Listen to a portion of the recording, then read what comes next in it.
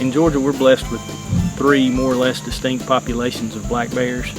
We've got a population in North Georgia that's part of the Appalachian bear population. That's our largest population. It's probably about 4,000 bears.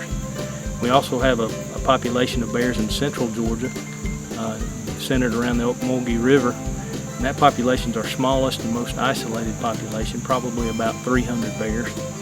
We also have a population in southeast Georgia that's part of the Okefenokee Swamp and also part of the Florida black bear population. And that's roughly 800 bears down there.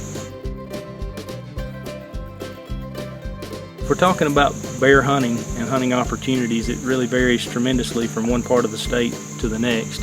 In North Georgia, our bears depend heavily on oak acorns, basically to get them through the winters. As far as hunting goes and how that plays into that, when we have a failure with our oak trees and our oak mast, which last year, 2013, was a mast failure, when we have a failure, bears tend to have to move around a lot more. And so they're on the move, there's a lot more opportunity for hunters to encounter bears, and that's what we saw last fall.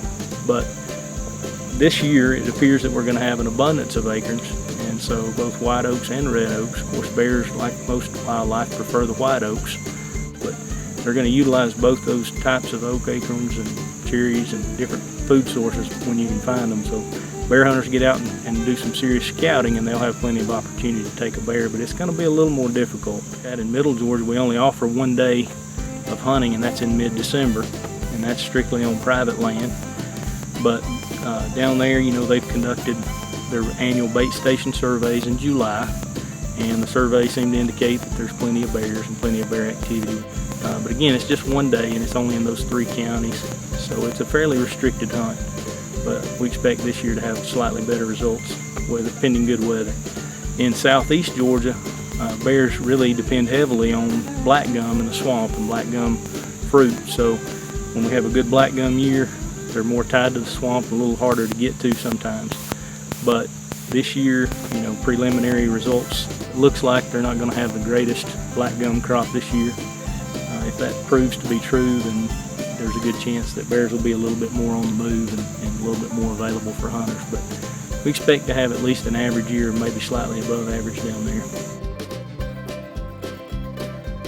There's lots of possibilities for Georgia's bear hunters on public land. In North Georgia, tremendous opportunities on WMAs. Historically, Cohutta Wildlife Management Area has been a great one. It's provided typically the highest harvest on any WMA in the state. A lot of that has to do with the size of Cohutta, but you also have other areas that produce historically and traditionally. Chattahoochee Wildlife Management Area has been one that's produced a lot of bears over the years. And then other WMAs like Rich Mountain WMA, Cooper's Creek, they're all great for North Georgia bear hunters. Southeast Georgia, of course, you've got the Dixon Memorial WMA that is open for bear hunting.